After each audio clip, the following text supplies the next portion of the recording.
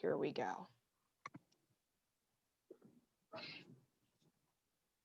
Hello, everyone. Welcome to the second edition of Gals and Giggles, hosted by Stacey Axler. I'm Lisa Martin with Silver Spring Town Center. We've got an awesome lineup of women comics here with us tonight. So before we get started, I wanted to tell you about some other exciting things we have coming up. We do comedy every second Thursday of the month. And so our next one will be on, I think is it February 11th? That sounds correct. Thursday. But Silver Spring Town Center, as you know, is a nonprofit in normal times situated in the Silver Spring Civic Building. And I see one of my colleagues from there is here. Nice to see you. Anyway, we are completely virtual. We're doing even more events than before, over 130 events, and all virtual, including art salons, hands-on art workshops. I just came out of our Build a Tiny House paper mache workshop. And tomorrow we have laughter yoga happy hour at 5:30 every Friday at 5:30 with Savitri Khalsa. So come and laugh with us in another way. It's different from the comedy. It's kind of forced, but then it starts coming naturally. Fake it till you make it. And then at 7 o'clock, we have a very hot topic. It's so hot, I can't even write it on Facebook because it got my profile wiped out. But we have the folkloric roots of QAnon conspiracy theories with Smithsonian curator Jim Deutsch and his research assistant, who's an expert on QAnon. And it's an academic talk, but the bots on Facebook totally disabled my Facebook account. So I am now Lisa with 2 eyes if you want to come find me. And you can watch the program tomorrow with us. We still have some space, but it's filling fast. Just email me at lisa@silverspringtowncenter.com. And on Monday, it's MLK Day, and we have a special poetry gathering. Only in Darkness Can You See the Light, with collective voices. And it's hosted by poet Brenda Bunting. We have an array of other events coming up. So join our Facebook pages and help us pay our comics by tipping generously to mightycause.com/silverspring. We share everything we get with the comics. And it's tax deductible because we are a 501c3. We are supported by our major sponsors, Montgomery County, United Therapeutics, the Arts and Humanities of Montgomery County, and Maryland State Arts, Montgomery College, and many others, including this month's sponsor, J.W. McCartan Insurance. And you can, if you're not making noise or fighting with your housemates, you can be unmuted so we can hear you laugh. So otherwise, please mute yourself and laugh out loud, laugh hard, and tip our comics generally, mightycause.com/silverspring. And now, Gals and Giggles, take it away, Stacey. Oh my goodness, thank you so much, Lisa. Everyone, guess what? You could have been doing anything tonight, but you made the right choice. You decided to watch a comedy show, and for that, I thank you. It is 8:07 p.m. Do you know where your children are? Well, if your child's an adult and that child does comedy, there's a chance that your child is here about to perform. I am so thrilled. I was mentioning this to Lisa just a few minutes ago, but we have assembled probably one of the best lineups ever assembled for this comedy show. So if you're watching this right now, you are in for a treat. I am so excited. And guess what? The comedy is about to start right now. So without further ado, please make some noise for our first comedian coming to the microphone. Please make some noise for the very funny Valerie Paschal, everyone. Woo! Hey! Oh, Stacey, you were so close. It's Valerie Pascal. It's been a couple years since. I knew it. I psyched myself out of it, and I'm so sorry, and I'm gonna get that. I'm gonna get it. You know what? Not your fault. Not your fault. In fact, I usually stop correcting people because I gotta say, not on you, that apparently my ancestors were these Mayflower era hipsters who decided extra letters in the last name was a good idea. Like, oh, Pascal, that's too easy. Let's put another L at the end and give it gravitas. Let's stick a H in the middle. It'll look fancy on parchment. And just so you know, there is a podcast that puts my questions out to people weekly, to multiple people, and I still haven't corrected them. I probably should do that.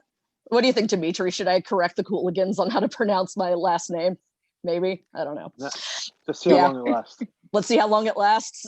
They've never asked. So, like most of the people who are performing tonight, I live in the general area, and in fact, the city of Washington, D.C. So everything's going great right now, you guys.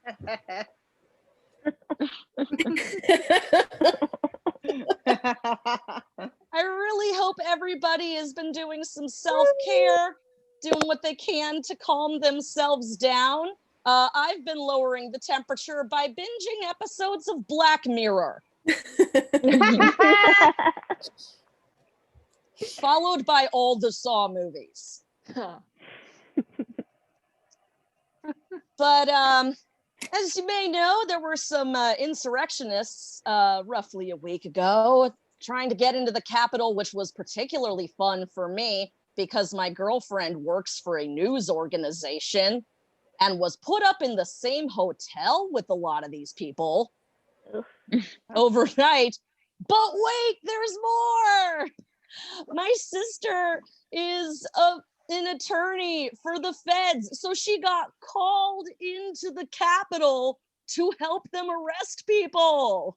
Oh my God, what a nightmare. I will say, yes, it was a nightmare. Thankful but to I hear it. will say this, though. It actually does give me a sense of relief that these violent insurrectionists were dealing with somebody in the aftermath that is as vindictive and ruthless as my sister. Yes. I mean, she's a full-on bitch. She's just realized how to monetize it for good. Yeah. Back when my depression was in the very bad place, she told me that I needed to not kill myself because otherwise she'd be left alone with our parents. So that's like, oh my God, they think because she's white that she's on their side, that she's not. She is a liberal elite. She has 2 espresso machines. What? Oh man. And I'm sure you all have heard about some of the strange deaths that occurred in wake of this. I think most of the focus has been on the guy that tased himself in the balls until he had a heart attack. But that to me is not the most ridiculous. The most ridiculous is the woman who got trampled by the crowd while waving a flag that said, "Don't tread on me."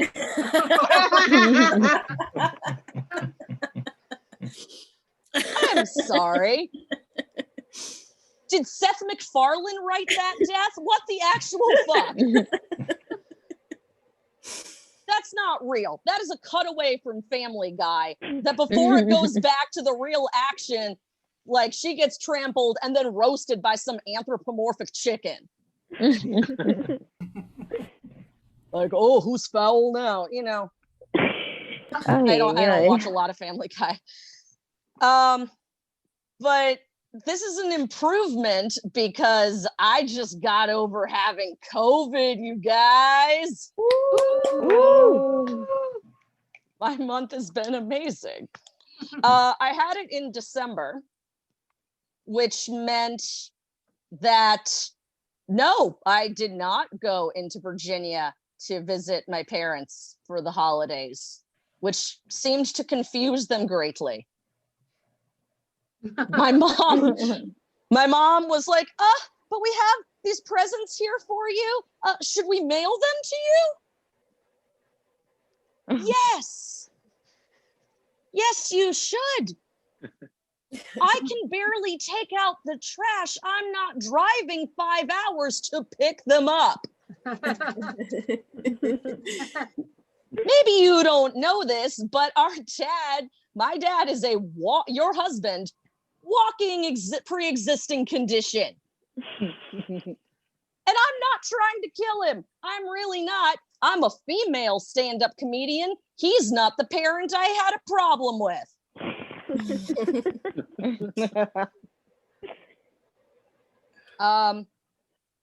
I did miss getting to see my dad actually over the holidays because I wanted to see what cat memes he was into.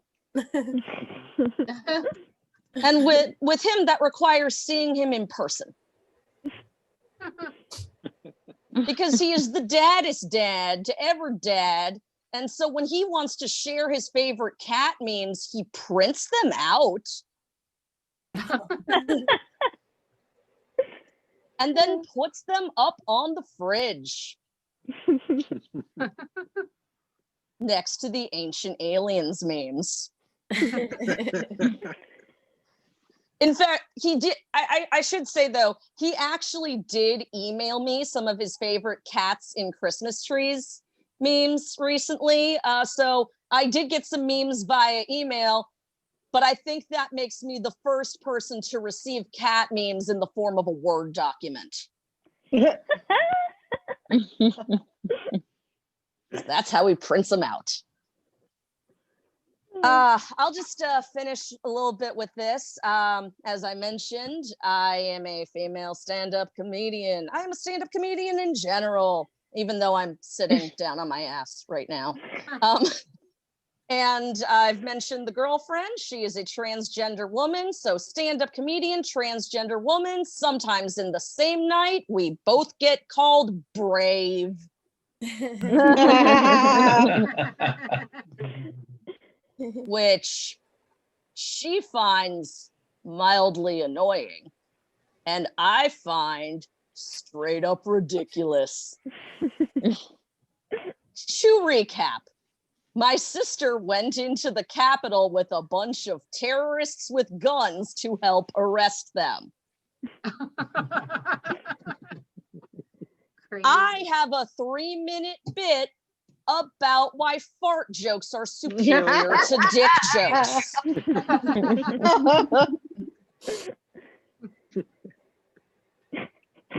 It's because they're more inclusive, by the way. And that'll do it for me. Let's keep watching some amazing comedy tonight. Thank you for having me, Stacey and Lisa. Oh my gosh, keep it going for Valerie Pascal. Valerie, I knew how to say your last name, and literally at this last second, I was like, no, do not pronounce her last name incorrect. Anyway, it had been a couple of years. It had. But anyway, keep it going for Valerie. Oh my gosh, we're taking this show off. We are already on fire. We are doing such great comedy here. Oh my goodness, everyone, guess what? The comedy keeps going on a Thursday night, and we are coming up next with our next comedian. Oh my goodness, this person is so funny. So please give a great big round of applause to Kate Blanchett, everyone. Woo! Hello, everyone. Hello. So excited to be here. So excited to see everyone. Valerie, you said you hope that we're doing a lot of self-care nowadays, and I am doing self-care as long as screaming into my pillow, "Why God, why" counts. That's my version of self-care. 2020 was horrible. I'm really glad it's 2021. 2020 made it really hard to live, laugh, love. My 2020 was more like sit in my basement, cry and cry. So that was difficult. but because of that, my New Year's resolution for 2021 is just get out of the house. So I'm really looking forward to that. I think we can accomplish it. I'm feeling good. I do want to get out of my house. I say house, it's actually an apartment. And as you can tell by my casino lighting down here, it's a basement apartment. I live underground. It's kind of like how the hobbits live, but with less jewelry. So I ask myself a lot, like how, like my friends are out there buying homes. How did I get here, you know, in this hole in the ground? And I keep coming back to that $50,000 history degree I have. You know, it turns out nobody wants to pay you a bunch of money just because you remembered what happened. Memory isn't a very marketable skill nowadays.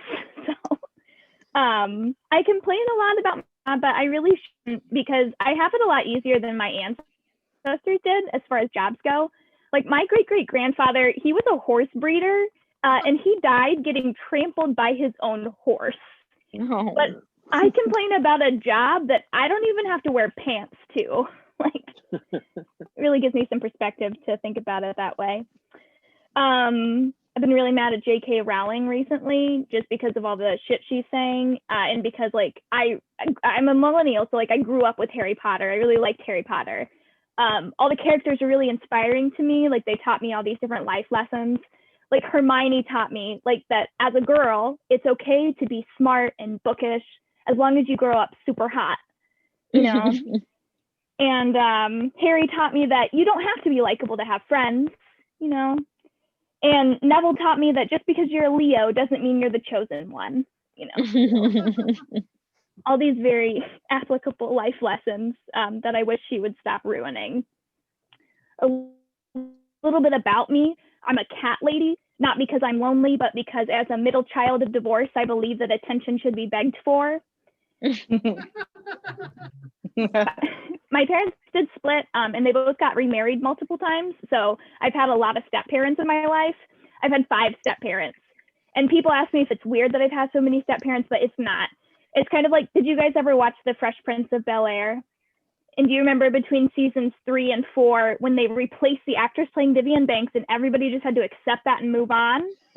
It's like if that happened in seasons 3, 10, 12, 15, and 21. You're like, it's fine. A little bit more about me. Sometimes my friends tell me that I'm dramatic. And when they do that, it makes me want to fucking stab myself in the fucking eyes. I also, I look young, as you can tell. I feel like my vibe is like Build-A-Bear Workshop Bear come to life. But it's not always good to look young because a lot of times it can get you like attention from creepy guys. And it's not their fault. Like I have a face that was made for an Amber Alert and I see that. But sometimes guys say some really creepy things. Like I was once on a date with a guy who took me by the hand and he looked me in the eye and he said, "You are a child molester's fantasy." Oh God! Wow. That was scarring.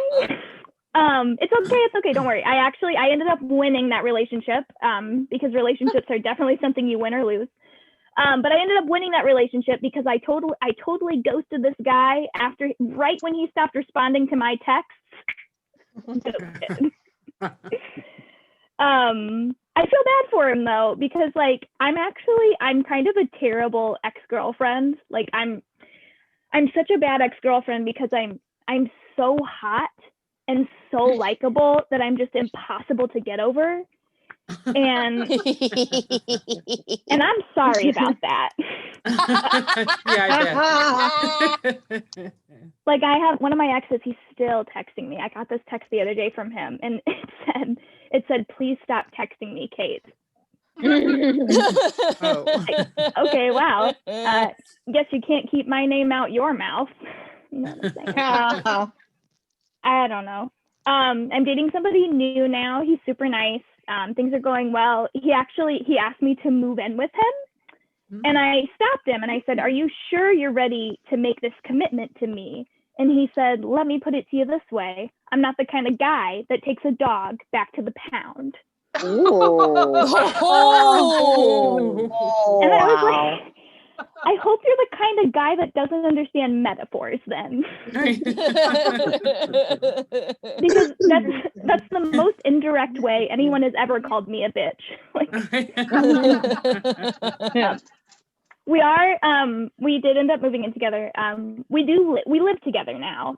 And your decision-making process is a little bit different when you live together, because it's like you have your ideas, right? And you tell them your idea, and then they tell you their idea, and then you have to convince them that your idea is better. And it just puts a whole nother step, like, in the decision-making process. Okay, that was new. That was dumb. I'll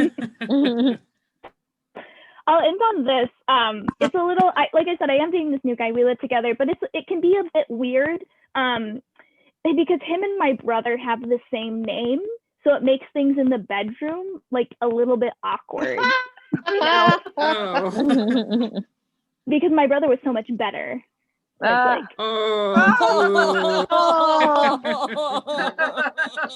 how do you tell someone that, you know? All right, I'm Kate Blanchett. I'm out of here. Please take this. Oh my gosh. Keep it going for Kate Blanchett, everyone. Oh. Guess what, everyone? The comedy doesn't stop on a Thursday night. And right now, we are about to hear I'm Frozen. So that's happening. I'm really frozen. Look at me. It's a frozen face. I'm back, but my background's gone. But never frigid. I can't perform without my background. There we go. Everyone, we are about to have stand-up from me, your host, Stacey Axler. I now have my background. I'm ready to go. Oh my gosh. Okay, everyone.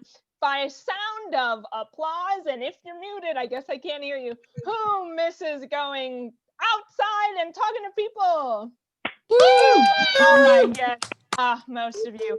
I hear you. I do too. And I sort of. I get it. I'm an introvert. So even and you might be saying, oh, you do comedy and you're an introvert. I know my life is weird. I understand, but I do miss people. I actually miss going to parties. I never thought I would say that. I always was the type of person during parties, I would be in the room with the cats, but I actually miss parties now. It's crazy. So the other day I went online to the Chipotle website and I saw that they were still doing catering. So I ordered some of their party platters and they dropped it off to my house and they said, enjoy your party, Miss Axler. And I said, thank you. But what they did not know was that the party was just me sitting on my couch in my pajamas eating Chipotle. But now I have a bunch of Chipotle. I have leftovers. So everyone, I figured out how to make the best use of my time during this time. Just get catering. They still are doing it. Oh my gosh. You know what's weird though is I thought that the people, you know, those people who stand outside and they ask you to sign up for stuff, those people are still outside. I thought that they would be moved inside, but those people with like the World Wildlife Foundation, they're still outside. And I used to try to avoid eye contact with those people. I thought, you know what, they're not going to talk to me if I just don't look at them. But then they kept talking to me, and I'm the person, if you talk to me, I have to respond back to you. So I could not escape the people trying to get me to sign up for whatever their cause was. So then the other day, I just decided, I was like, I'm just going to be honest with the people. So they were standing outside the CVS and they were like, hi, do you want to talk about it? I was like, I can't talk to you because if the pharmacy closes and I don't get my Cymbalta, I'm going to get too sad. And they were like, oh my God. They started rooting for me. They're like, get your Cymbalta. Anyway, but those people, they come back every week. So every week they see me, they're like, did you get your Cymbalta yet?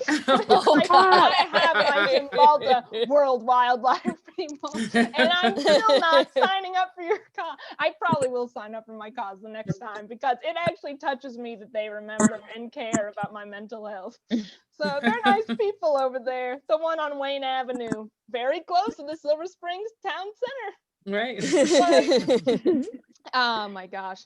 You know what's weird to me is the other day I saw a commercial, which I forgot commercials existed before quarantine times. I truly did not remember they were a thing. And now I'm like, oh yeah, commercials. Anyway, I saw a commercial for formerly Burlington Coat Factory, which now is going by Burlington. Okay. Oh, So wow. here's the thing. I was born in 1992, so I remember Burlington Coat Factory. But now apparently they're dropping the coat factory part, only Burlington. And in my mind, they want to be like, we're not coat factory, we're Burlington, as if factory is like some bad thing. But here's what factories are maybe not pleasant, but in my opinion, every single factory is more pleasant than a Burlington coat factory. Just this vast room of like 5,800 coats. None of those coats fit you. You will not ever find a coat that fits, but you know what you will find? A lost child. No matter when I'm in Burlington Coat Factory, I'll pick a coat off the rack and a child will Stop pop out peeing. and will be like, can you help me find my family? I'm like, no, like I can barely get to my own house, but good luck. And I hang the coat back up and then I try to find another coat. I don't know. Anyway, Burlington, I just want to say this. I applaud your marketing efforts. I really do. But it's not working. It's not working on me. It's not. You haven't gotten to me yet. Oh my gosh. You know, okay. Kate, you made me think about something. Harry Potter, which is, when I was a kid, everyone loved Harry Potter. They were like, Harry Potter is great. He's the best character ever. Harry Potter books are the best. Well, you know who's better than Harry Potter? Her name is Margaret Simon. Who is Margaret Simon, you might be wondering? Well, if you're wondering this, you clearly have never read the wonderful book, Are You There, God? It's Me, Margaret, by Judy Blume. Judy Blume is so much better than J.K. Rowling, and I think people are finally starting to realize this after I've been saying this for years. I've been saying J.K. Rowling sucks. Judy Blume is the best. I love Margaret Simon. Another thing that I dislike about Harry Potter is I feel like everyone, Harry Potter got a lot of people into reading, but a lot of what Harry Potter talked about, anyway, here's my point. The other day I was watching the first movie of Harry Potter, and there's a scene where Harry Potter tries on an invisibility cloak. And then his best friend Ron says, I know what that is, Harry. That's an invisibility cloak. And it's like, obviously, Ron, like Harry's invisible right now. What other cloak would this be? Like, I don't understand this scene at all. Like, he puts on a cloak, he's invisible. Ron's like, don't worry, I can understand what's happening here. You have an invisibility cloak on. It's like, obviously this is an invisibility cloak. Like, I don't know. I don't know anymore. I was never a Harry Potter fan because I was a Lord of the Rings fan. And in my mind, those two fans can never intersect. Lord of the Rings is so much better. Well, maybe, Valerie, maybe. But in my mind, Lord of the Rings is just so much better than Harry Potter. Everything about it. I relate every single toxic relationship I ever had to Frodo's relationship with Smeagol. Otherwise known as Gollum. There's always those people in your life that are like, listen, something's not adding up here with this person you're with. And then Frodo, of course, in this situation, me was like, no, you don't understand. This person's just misunderstood. It's like Gollum's not that bad. Gollum's not that bad, but Gollum still bit Frodo's finger off. So, at the end of the day, what I'm just trying to say is get out of toxic relationships, everyone. Just get out. I want to buy antiques. I am still at the point in my life that I call the college dorm room phase, where I don't have actual furniture. I use tape and I put things up on my wall, and then when I'm tired of it, I rip it down. Nothing is permanent in my life, and I'm tired of it. So I want to buy antiques. But here's the thing about antiques. I'm worried about buying antiques because I'm afraid of demonic presences. But here's the thing about that. I'm not afraid of getting possessed. In fact, I think it would be fun because I'm lonely. And I would love love to have a little friend come and chill out with me for maybe the rest of my life. But I am afraid of exorcism because I'm Jewish and it just wouldn't work. And I don't want to waste anyone's time. So ultimately, I guess what I'm trying to say is that I don't know how to make friends. And I feel like the only way is to get an antique, but I don't know. Oh my gosh. People say that breakfast is the most important meal of the day. But I say lunch is the only thing that's getting me through the day. Like lunch is truly the only thing I look forward to during my day. I mean, I look forward to this show. This was a rare day that I had something to do. Most of the time I'm like, if only I can make it to lunch. Maybe you all have experienced this. Some days I eat lunch at literally 10 a.m. because I'm like, there's nothing left to look forward to. I need to eat lunch. I'll order my lunch and it will come. And then I'm like, this is like the day's almost half over. No, it's like a placebo effect. But you know, you just have to make your own joy in this world. I'm gonna end with this. This is it. Have you ever thought about how this is a new material, and I don't know how I'm gonna start this, but everyone, imagine this with me. Have you ever thought how how sometimes people find buried treasure? Have you ever thought that that was left by people who just don't believe in modern banking institutions and then they forgot their money? Like maybe that's just thievery. And in that case, anyway, think about it, everyone. Like buried treasure. That's I'm gonna work on that one. I don't really know what I was saying. I wrote this at 1:22 a.m. Clearly, I was really burning that midnight oil. Anyway, thank you so much for listening. My name is Stacey Axler, and I want to take this moment to thank Lisa for organizing these shows and all the other programming that you all are enjoying, because we need to laugh and we need to enjoy things. So Lisa, thank you so much for everything. And guess what, everyone? The show keeps on going. The comedy doesn't stop on a Thursday. It simply does not. It just doesn't. Oh my gosh, everyone. I am so thrilled to welcome our next comedian. Please give a great big round of applause to the very funny Bria Badeau, everyone. Hey everybody, it's actually Badoo, but don't worry. Yeah, no, it's totally fine.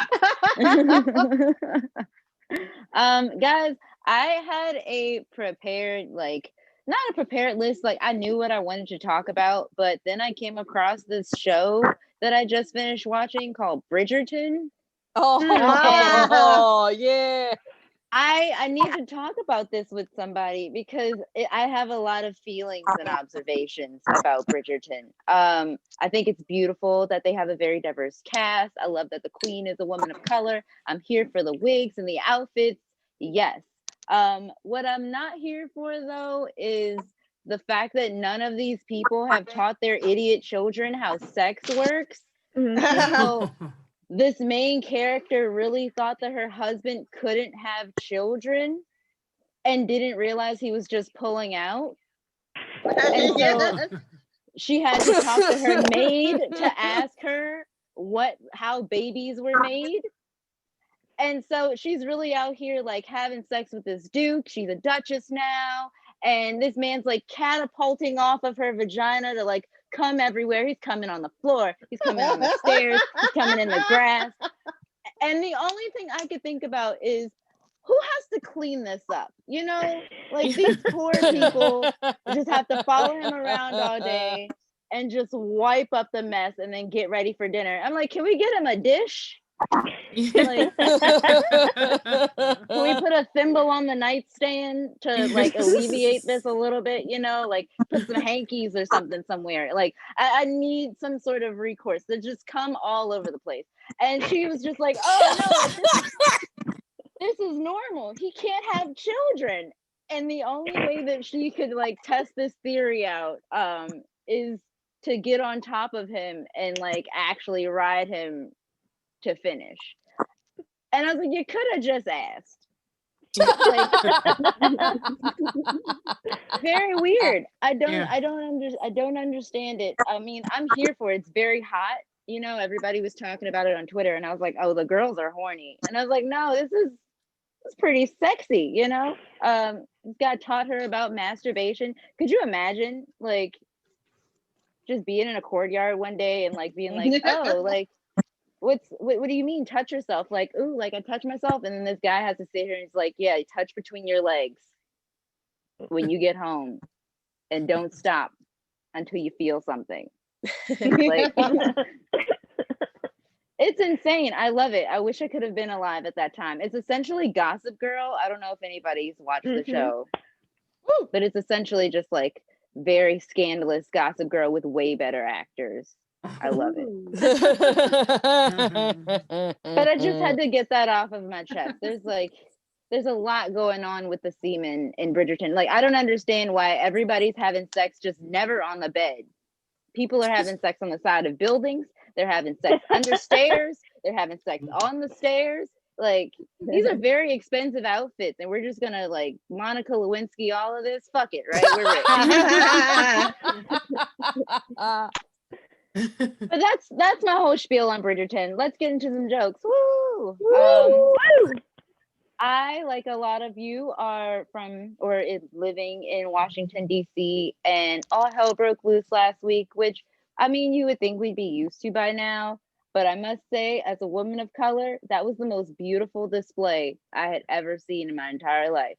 Because people were like, oh, the cops are taking selfies with these QAnon guys, blah, blah. Yeah, no, that's the daytime crew. All the people that hung out after 6 o'clock, they got the nighttime crew.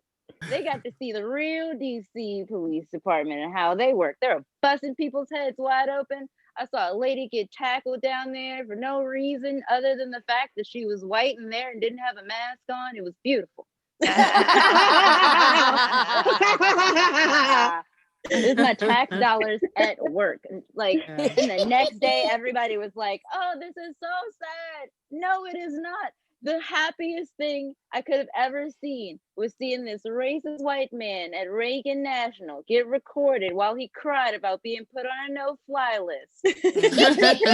Like, and it's crazy because the irony is, guys, if you would have just worn your mask, Right. like you probably would have gotten home, you know, like, and you're here in DC, who's gonna take you down on Craigslist, like on a shuttle back to where you live? Good luck. It's beautiful. I loved it. It was amazing. Everybody was like, it's so sad. How? Nancy Pelosi had a sandwich named after her that day. I'm not kidding. I bought it. It was delicious. It was Italian. It's a little dry. But it's a pandemic still. 2021, guys. We are entering a year of this. Can you believe it? I can, but can you believe it? No. Feign ignorance for a second. Okay. But no, it's just like, it's weird because we've got all these new normals now. People are used to working from home, you know, like call reps and customer service reps and stuff like that, which I'm not gonna lie to you, I'm not a fan. I hate it. I need people to be back in offices, if not for like, you know, the social aspect, but to feign professionalism. I feel like there used to just be like an unspoken rule. You walk into an office, you wear a nice outfit, you put on your white voice, and you just like go about your day. I miss that because I was trying to get my phone bill situated the other day, and I was on the phone and it went a little something like this. Thanks for calling T-Mobile. How may I help you? Yes. Okay. The account ending in 5301. Give me 1 second. One moment, please. LaShawn, you better be up there doing your motherfucking homework. Find out from your teacher one more time that you changed your name to Signal Lost and turned your camera off. I'm slinging ass whoopings. All right. Yes. Can I please get the last 4 digits of your social security number? This call is being recorded for quality purposes. I can't deal with it anymore. I need people back into offices. I need that. I found out through this whole pandemic that I am a low-level drug dealer, and I say that because I'm a barista. And I just don't have we don't have any respect because people do not walk in with masks on. They get offended still, even after everything, when you ask them to put on a mask. And I've seen actual literal crackheads buying crack with PPE. So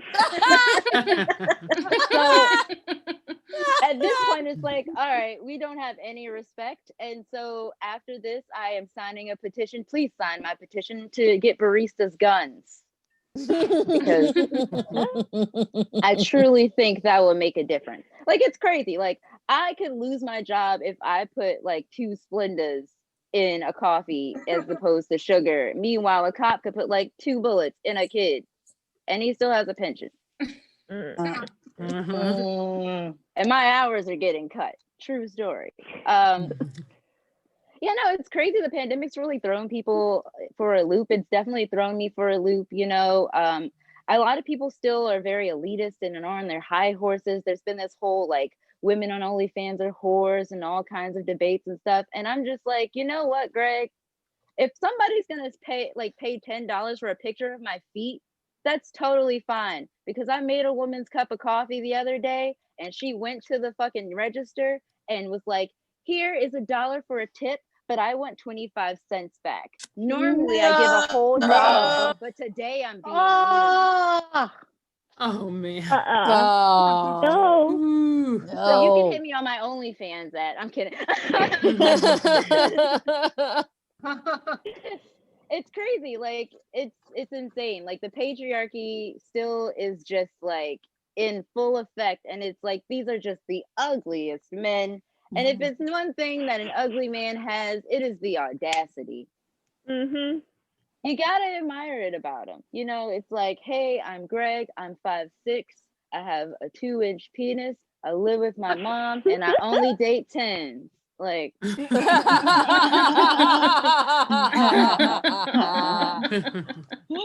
for the job you want, you know what I'm saying? All right, I believe you. It tends to work because Greg gets the 10s and here I am serving them coffee. So and they don't tip.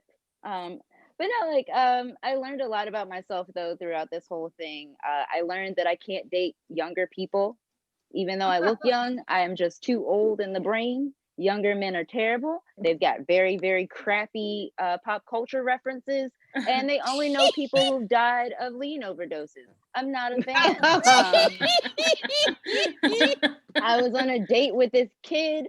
I'm going to call him a kid, and this is why. Because he told me that his favorite rapper was Juice WRLD. And I said, oh, when is your mom coming to pick you up? And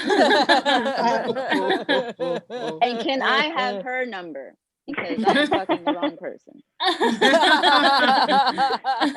Like seriously, guys, like I need somebody older. I need somebody who can like teach me things like how to have an orgasm. And like somebody with experience, you know. I need somebody who is only on this earth because wire hangers were not on sale that week. You know, I need somebody who knows what like a government cheese sandwich tastes like and like bites into it and like, oh, like, you know, that's what I want. And I told that to my mom one time and she's like, Bria, you were born in 1993. You've never even seen government cheese. Like, Karen, that's not the point. A lot of people always laugh when I say my mom's name. My life is a joke, but that is not a joke. Her name is actually Karen. And we got into a really big fight the other day. So big that now I'm looking for a place to move out to. And she was like, Bria, you're a toxic person. And I was like, I fucking hate you. And she said, okay, whatever. You're the one with the fucked up life. And I was like, oh, rude, because you raised me. Whose fault is that? Like, imagine Michelangelo just walking out of the Sistine Chapel of like, whatever, you're the one with the messy ass ceiling. Like,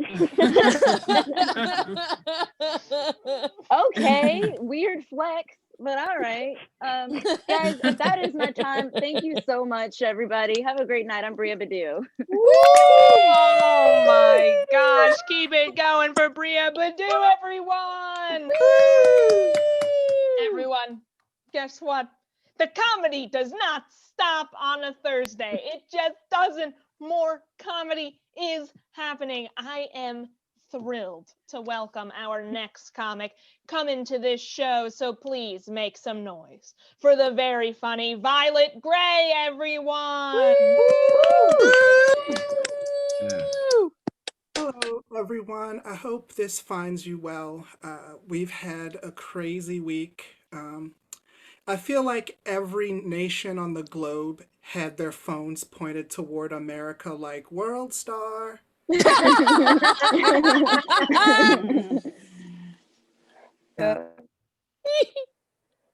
Valerie, I'm disappointed.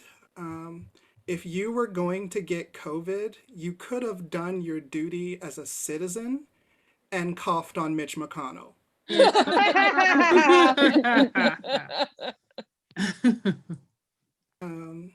Yeah, Kate was talking about how her dude was like, I'm not the sort of person that brings a dog back to the pound. And you were like, that's the most indirect way I've ever been called a bitch. But I couldn't. That's the most indirect way someone's confessed to being a murderer. Oh my god. Sleep with one eye open.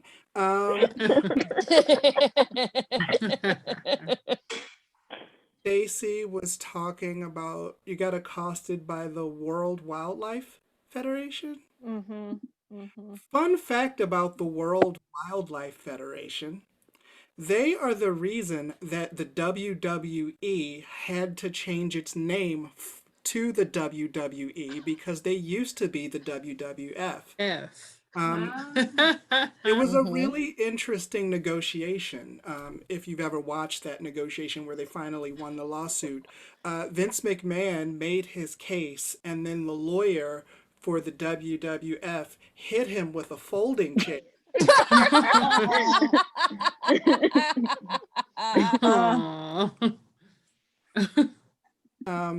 Bria was talking about Bridgerton.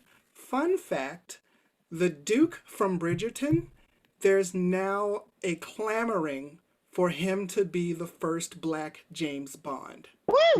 And now, because of Bria, I won't be able to watch him as James Bond without picturing that last minute pullout move.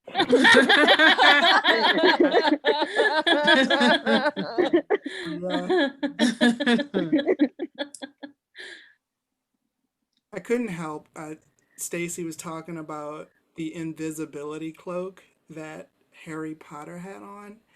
And I can't help but think about how if I had had an invisibility cloak when I was in high school, my life would not have changed at all.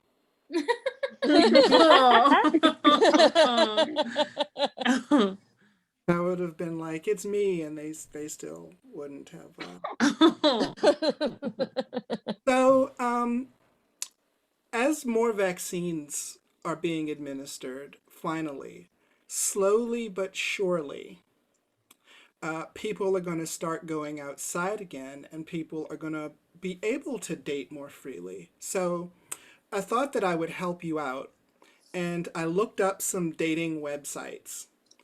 And I want to preface this by saying that each and every one of these dating websites is 100% real.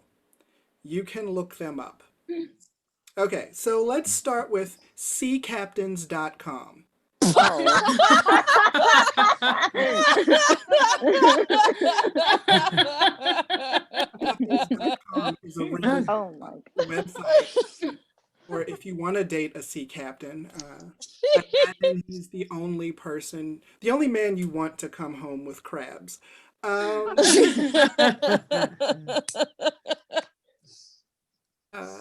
If you've ever been on a date and you've thought to yourself, this isn't terrifying enough, there is clowndating.com.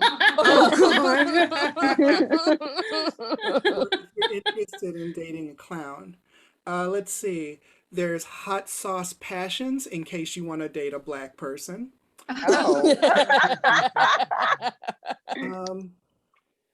Here's one, deadmeat.com.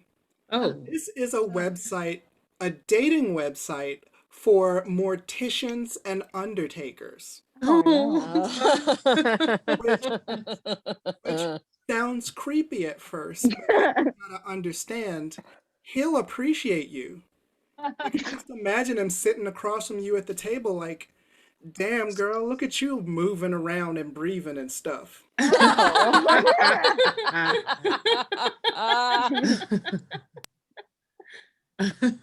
Here's one that I would do poorly on. You can just assume I do poorly on all of them. There's a dating website called Refrigerating. And what you do is you open your refrigerator, take a picture of the contents with your cell phone, and that's how you judge each other. Oh. I would do poorly at this. You know why? Because at the party store, Halloween severed limbs are on sale. Oh,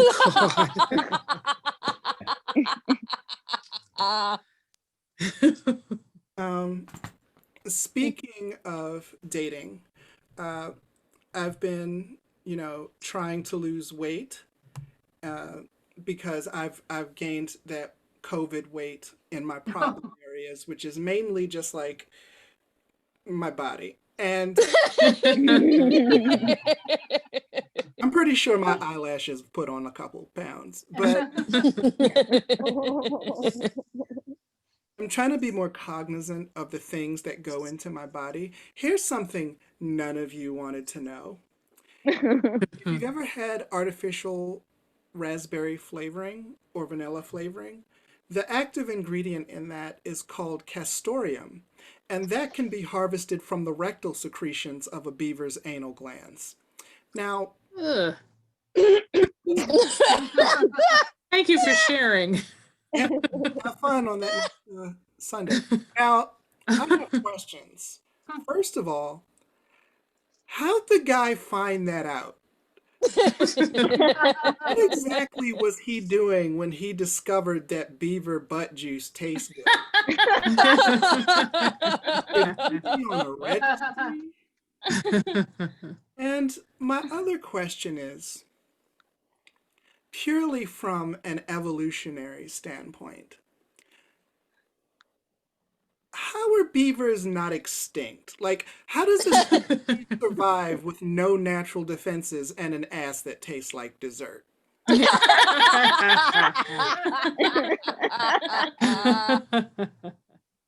Anyway, that is my time. I thank you so much for listening to me.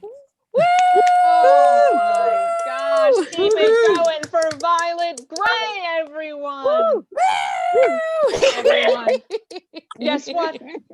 You know what I'm gonna say, because I've been saying it all night. The comedy doesn't stop on Thursday. It just doesn't. I am thrilled to welcome our next comedian. One cool thing about doing virtual shows, obviously I miss in-person shows, but one cool thing is that we can get comics from many places, and this next comic's coming to us from New York. So make some noise for the very funny Veronica Garza, everyone. Ah, hey. Hi, thanks for having me. Man, I'm not gonna lie, if I would have had a choice, I would have gone up earlier because Violet's voice is so calming. Yeah. And I would have loved to hear her like talk about my set. Like I'd be pulling out early too if I heard it. Like it was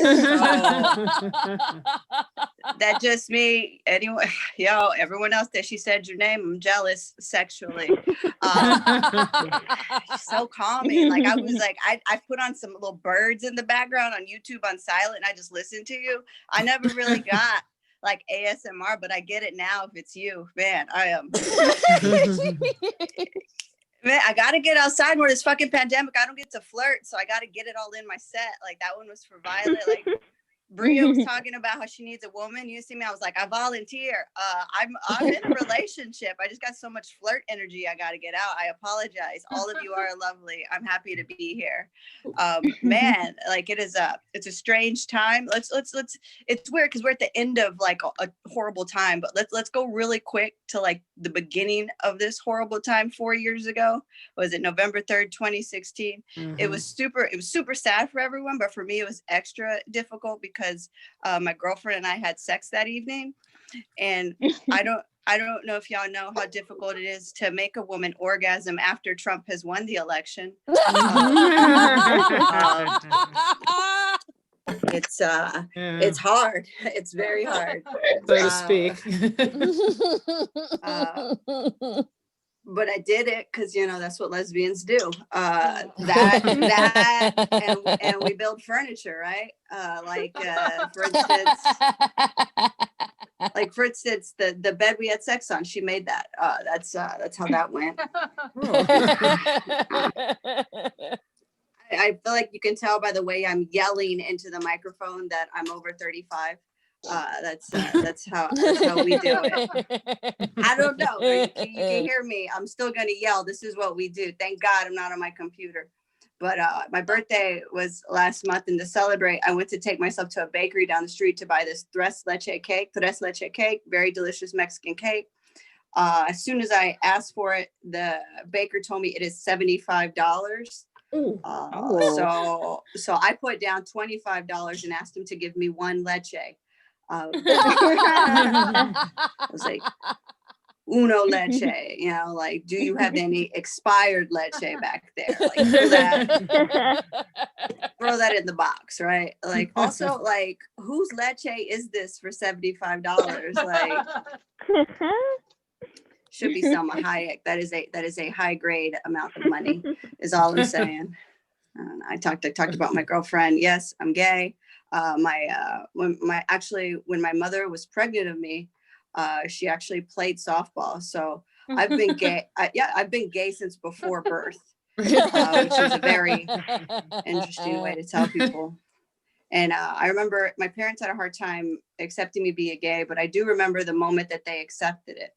My parents accepted me being gay when they found out the price of conversion therapy. I remember my mom was like yelling, like, no child of mine is worth $5,000 for like a 2-month session. My mom was like, acceptance is free, love is love, which I think is very beautiful. It's very beautiful. Now my girlfriend and I, we've been together for 4 years. We last year I actually added her to my health insurance. So I'm literally her girlfriend with benefits, right? Right. And so it was interesting because we both got Invisalign, and a lot of people think it's cute that we are doing Invisalign together, and I just think it's cute that two people with fucked up teeth found love. A very adorable. People don't talk about that type of acceptance. We're like really pushing people to be anti-racist, but we also need to push people to not be anti-braces. We can do better. Like that's what I'm saying. Like we can do much better. Man, I feel like yeah, we've been together 4 years. It's crazy. I'm trying to remember. Our last anniversary was interesting because she bought me a new pair of Jordans, and then my birth. Thank you. I'm a lesbian, so I have like 10 pairs. But she got me a new pair of Jordans, and then my birthday, that when I went to go buy my cake, she also got me a new tattoo. So in like a month span, I got both a pair of Jordans and a new tattoo. So if I were an 18-year-old boy, I'd be crushing life, right? But I'm 36, so I'm 2 18-year-old boys crushing life. You know what I'm saying? And that's not actually entirely accurate. I'm 37, so I'm 2 18-year-old boys, and maybe one has a child. All of them crushing life right now. Okay, that is a math joke. I'm very proud of that. No. I feel like I come off like do I come off like tall? Do I feel like my confidence is like it's very tall. People tell me that. And I'm 5'2". And I tell you that because like I'm 5'2" and I'm Mexican. So in Mexico, I am a giant. In the US, I'm short, but I only tell all of you that because if you meet a Latin woman over 5'5", run away. That's a ghost. Or it's two ICE agents dressed as Selena. Oh my God. Either way, run away is all I'm saying. Yeah, last year was so trying to get 2020 out of my head.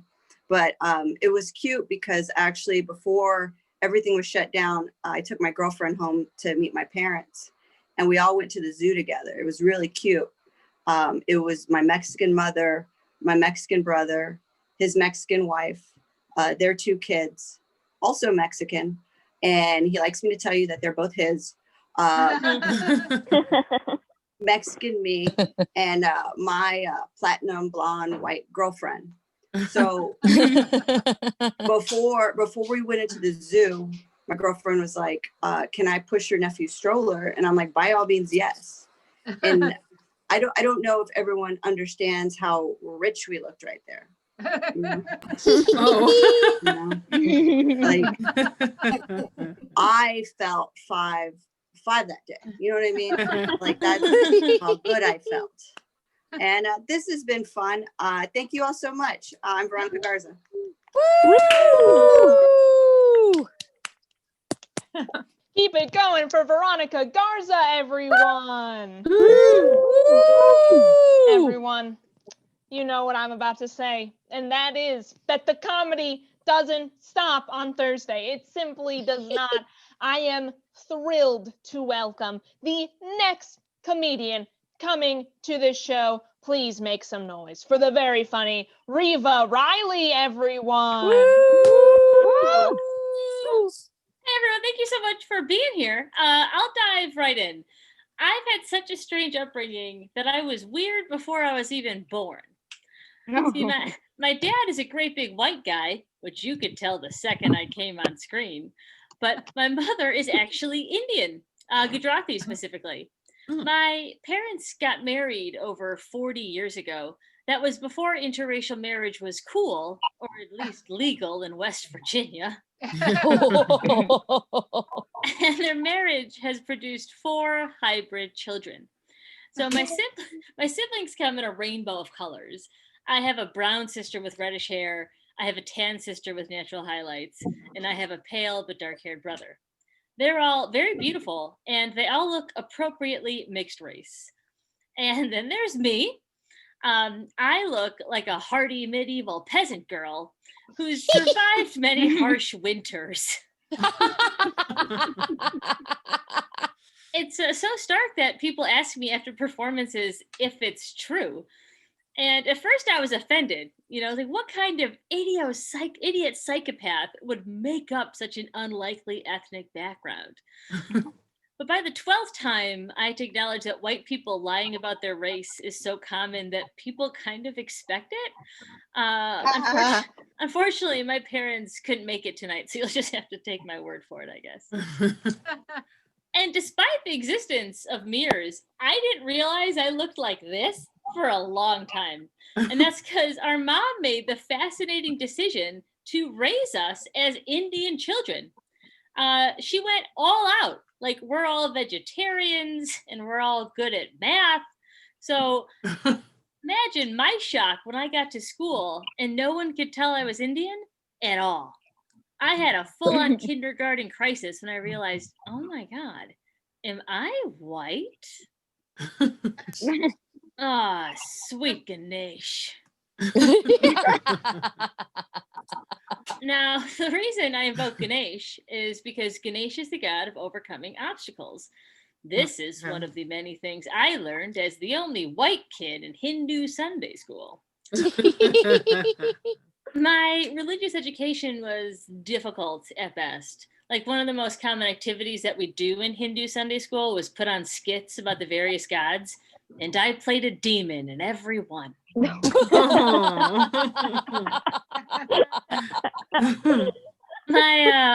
mom has complicated feelings about the way I look.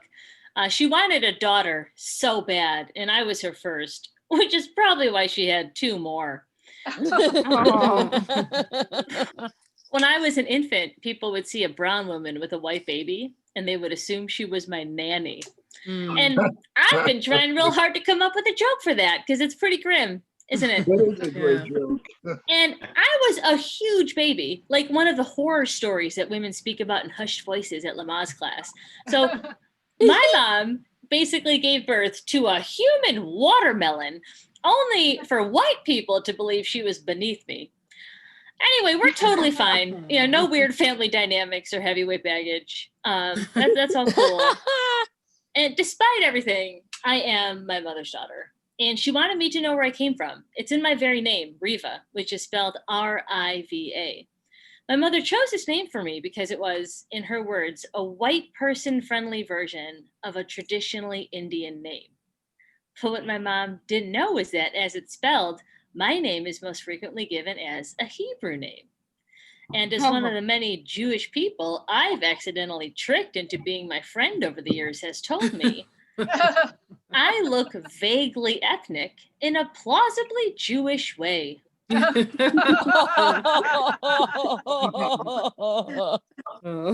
That's very confusing feedback, but it is clearly true. There has had a real impact on my life. So my best friend since I was a little kid is Jewish, and she has two little boys now. So she sat me down a few years ago to ask me an important question about her children. And I felt very solemn and earnest because I thought she was going to ask me if I would look after her sons if something happened to her and her husband. And I was almost right. What she asked me was, if something happened to her and her husband, would I make sure her boys were raised Jewish? Oh. For a minute, I was like, Katie knows I'm not Jewish, right? And she managed to read my mind and say, yeah, I know you're not Jewish, but you're as good as it gets around here. So that's how I, half Indian, half Irish, whiter than a cavefish, American Hindu, became a Jewish godmother. Anyway, thank you guys so much for having me. Oh my gosh. Keep it going for Riva Riley, everyone. Everyone, now is a wonderful time to plug that if you haven't tipped these wonderful comedians, I simply don't know what you're doing with your phones, because you should be taking it out and going to this wonderful website that Lisa Martin put in this chat, because I know I'm not alone in thinking, aren't these comedians doing a wonderful job? This is typically in a live show and everyone would clap, but I'm imagining the claps in my mind. Everyone, guess what? We are at the point of the show where the comedy keeps going. And even better, we are at the point of the show where we are about to say hello to the headliner for the evening. I am so thrilled about introducing her, so please make some noise for the very funny Davine Kerr, everyone.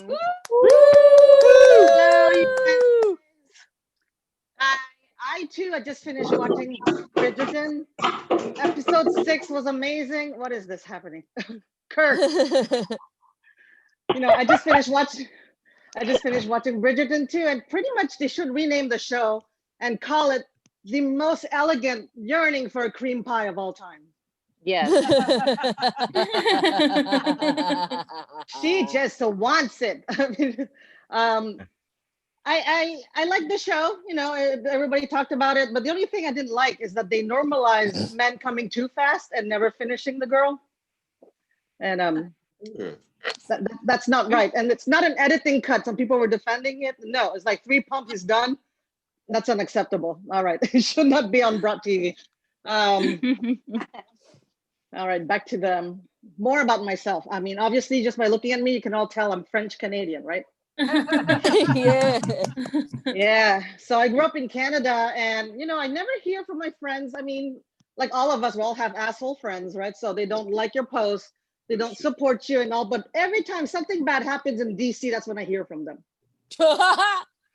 And I have all my Canadian friends text me like, I'm so sorry. Oh my God, the USA, what's going on? You guys, I'm so sorry. I'm so glad I live in Canada safely.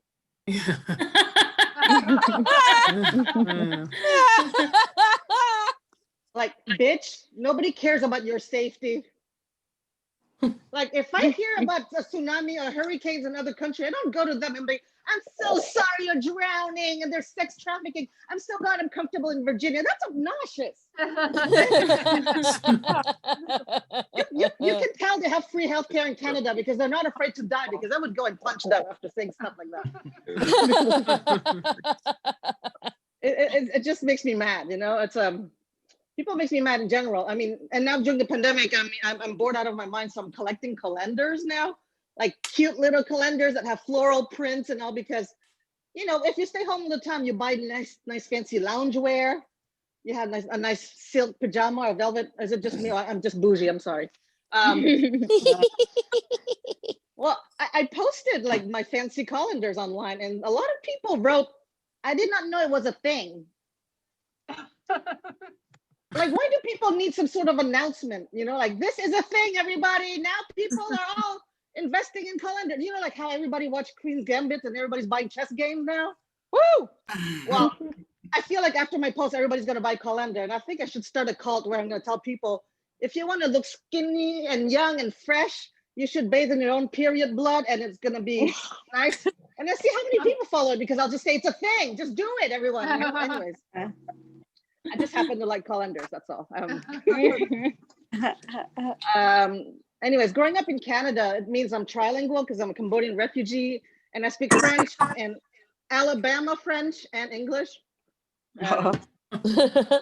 So being trilingual, it means that I flirt like a French girl. Salut, tu voudrais un petit beignet? J'aime bien ça avec des petites poudrettes et la sucre. And then I write like an American girl, like, yeah, write it, baby, deeper, yeah, hit it. And then I climax like a Cambodian girl. I'm in better, like, who has time to climax? I mean, I have shit to do, you know, like.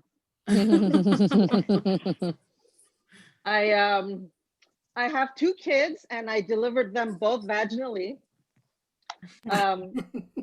I know it's TMI, but you know, once you're at the hospital, the whole world knows your business, so I might as well tell you guys too, you know. And I'm glad I did not give birth to them, and I didn't deliver them in Canada, because I would look at my babies and be like, what's that socialist communist shit? You know, I didn't leave Cambodia for a reason. You know, like, who wants free healthcare? You know, that's crazy. Like, I'm glad I paid 20,000 each babies out of pocket, because thank God for insurance in the US. You know? But this is formidable, you know. Anyways,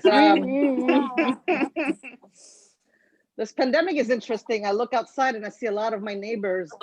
Oh, Kirk is gone. Good. I can talk about neighbors. He's my neighbor.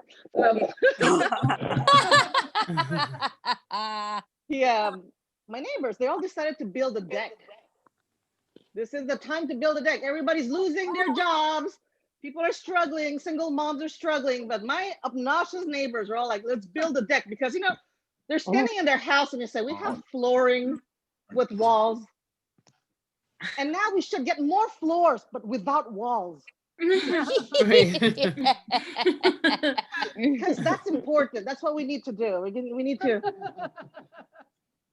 you know. And I started to bake more. You know, I tried to make a pineapple cake. Oh, sorry. The cake Nazis told me it was called an upside down pineapple cake. Oh my gosh. Somebody tell me which cake isn't upside down? Like, aside from cupcakes, right? Get that if you're a baker. Yeah, I feel like a pineapple upside down cake. It's called upside down because the pineapple is exotic and tropical, so it's like negative. Because all the other cakes are just cakes, but the pineapple one upside down, like subtle racism. I see you. I see you totally. You know. Okay. And when you turn it out. My gosh. Hey, Dave. What's happening? That's like feels like a Zoom meeting with my family, and my dad's like, didn't mute his mistress or anything in there.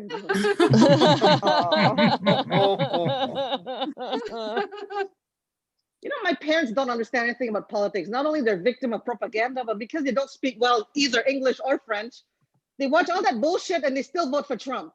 Oh, Terrible. I know. And you know why?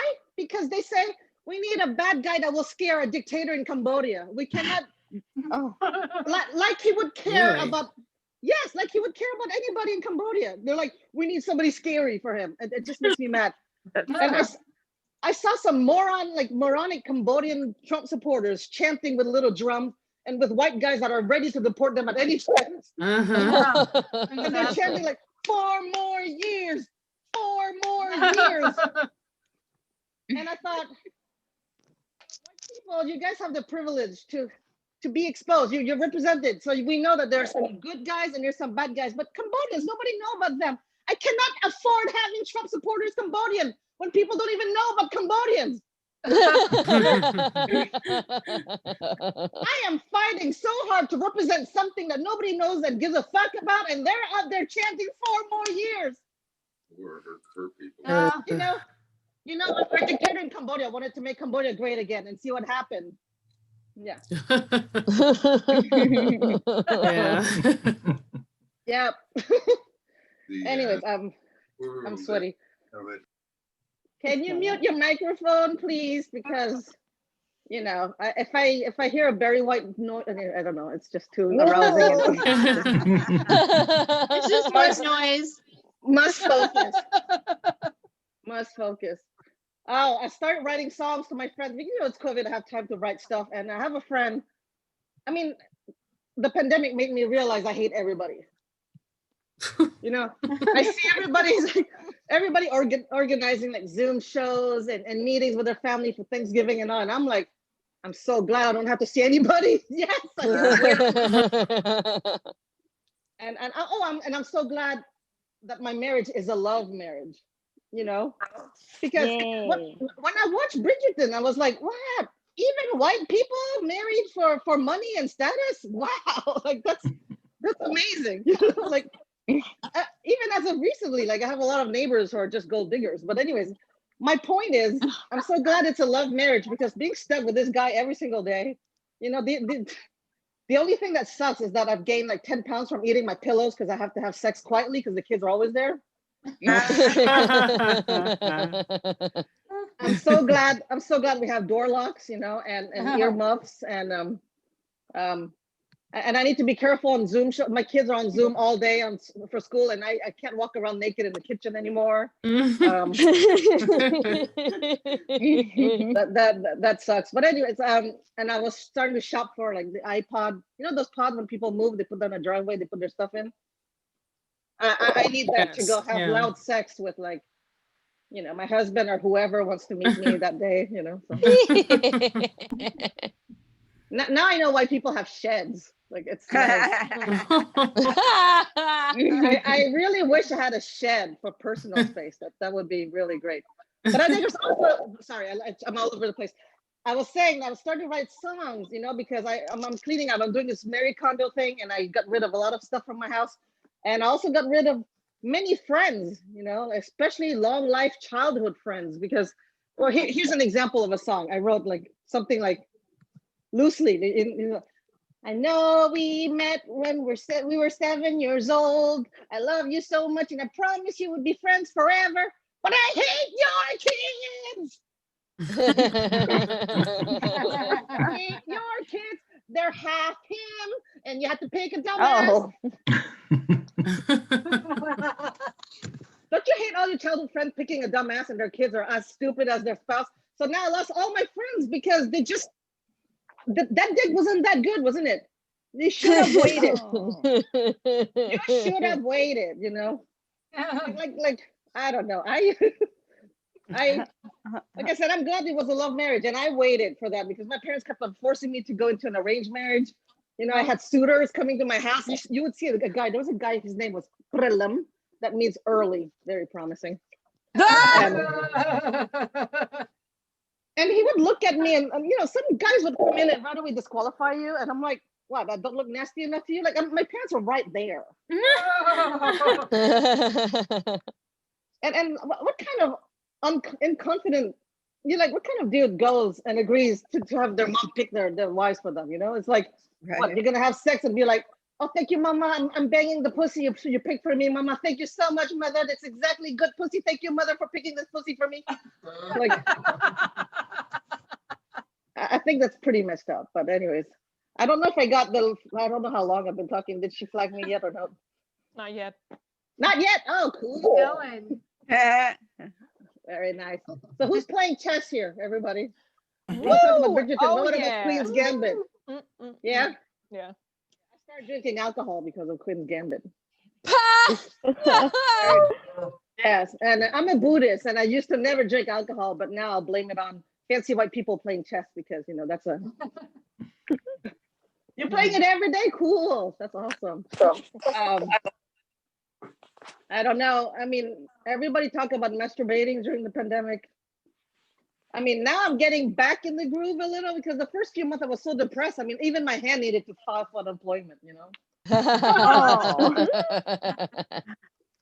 And, I started seeing some little new wrinkles. I'm not saying that I feel old or anything. I have 2 minutes. Oh, thank you. Man, that's pretty dramatic. Like I was about to say that I feel like I'm aging, and she tells me I have 2 minutes left of my life. But I went on Pornhub and I typed mature, and I saw ladies looking my age. That was very depressing. And I don't know. I mean, I couldn't. Sometimes I type like sugar daddy, and it doesn't look like none of them look rich. None of them look like they could invite my parents on a cruise and make them love me and buy my parents affection, That's the kind of dude I would be turned on by, It's like, if you can be rich enough to impress my parents, we're good to go. All right, now I'm sounding like the Pol Pot genocide. How to bomb your last 2 minutes. Yay, come on, yeah.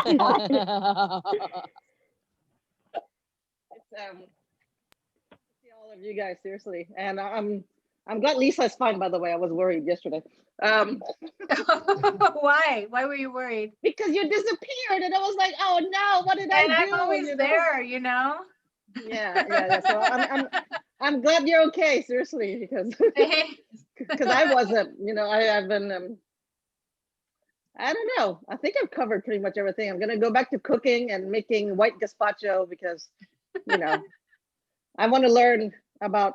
White gazpacho tastes like when white people move into a neighborhood and everybody moves out, and I want a taste of that. See how it tastes like. I want to learn how to make that.